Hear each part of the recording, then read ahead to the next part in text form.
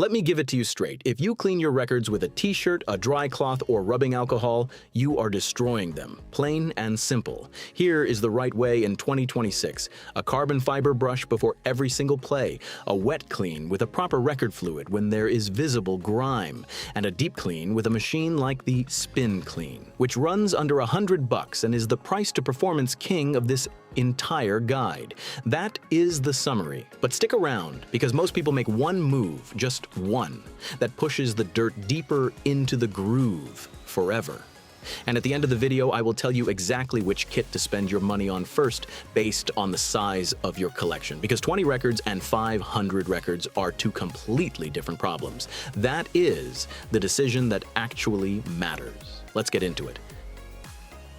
Let's start with villain number one. Dry wiping your records with whatever is closest. A t-shirt, a sweater sleeve, a kitchen towel. Dust is not a harmless little fuzzball. It is hard mineral particles, some of them harder than the vinyl itself.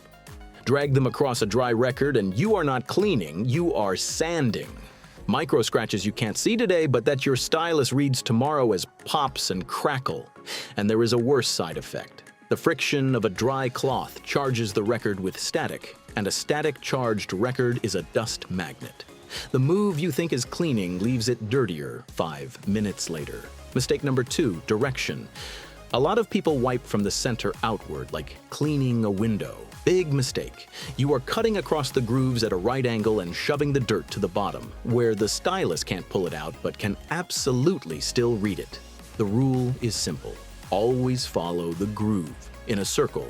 In the same direction the record spins. Mistake number three, household products. Alcohol, glass cleaner, dish soap. High concentration alcohol dries out the vinyl and strips the additives that protect the surface. And be extra careful with old 78 RPM records, the shellac ones. Alcohol straight up dissolves those.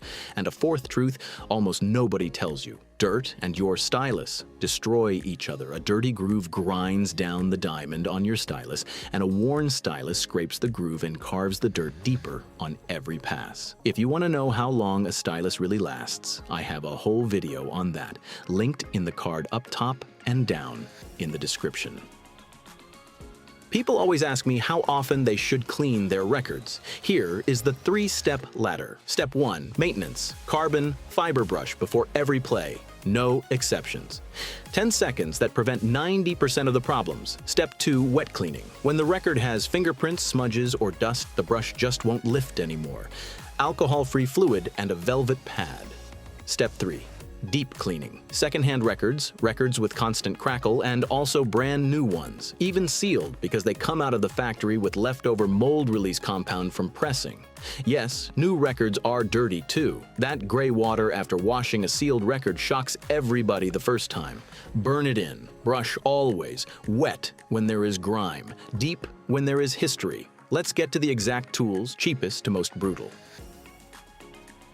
The Antistatic carbon fiber brush is the single best value purchase in the entire vinyl hobby. The classic is the AudioQuest carbon fiber brush, around $15. The fibers do two things at once. They reach the bottom of the groove where a cloth can't even fit, and they discharge static as they sweep because carbon fiber is conductive. The correct technique, which almost nobody teaches. Record spinning on the platter, lay the brush down gently, no pressure, 2 or 3 rotations so it collects the dust along the groove and lift it off toward the edge with a flick of the wrist. Then clean the brush on its own housing. Mine lives right next to the turntable.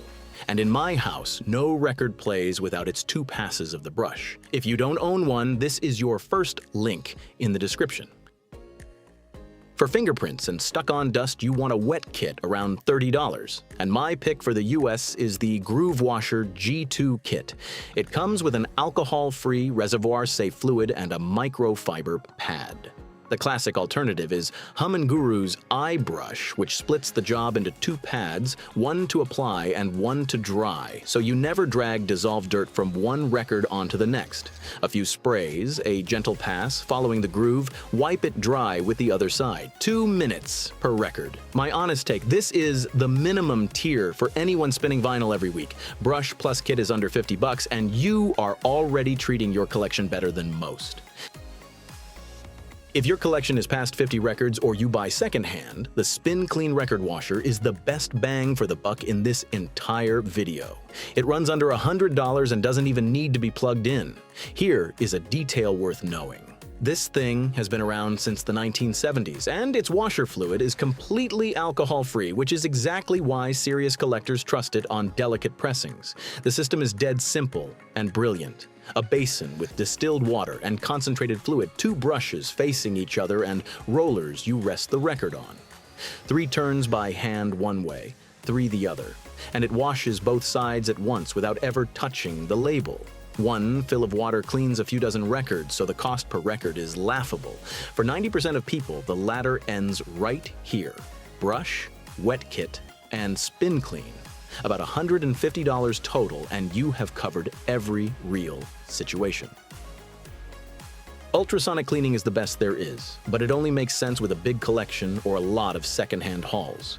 2 machines from HumminGuru run this category. The HG01, the original, runs around $600. It generates ultrasound at 40 kilohertz that forms microbubbles in the water. Those bubbles implode inside the groove and pull out dirt no brush could ever reach. It washes and dries itself in a cycle of 7 to 15 minutes. The Nova, its big sister, pushes close to $1,000. Same 40 kilohertz, but with 60 watts instead of 45, drying in 3 to 6 minutes and 1 practical upgrade. It no longer needs adapters for 7 and 10-inch records. There is a tier above this, the audiophile machines like the Degritter, which cost several times as much, my honest opinion. For a home collection, they are not worth it, and between the 2 HumminGurus, I would only pay for the Nova if you clean records assembly line style. For the normal enthusiast, the original is more than enough. There is no point washing a record if you then slide it back into a scratchy paper sleeve that scuffs it and loads it with static. The last step isn't cleaning. It is stopping the record from getting dirty in the first place. 1. Antistatic inner sleeves. The stock paper ones shed lint and generate static. A 50-pack of 3-ply sleeves runs about $25, and it is the best silent investment in your collection. Washed record, fresh sleeve, every time. 2. Store them vertically, like books, without cramming them. Records stacked flat warp over time, and no machine on earth fixes a warped record. And 3. The stylus.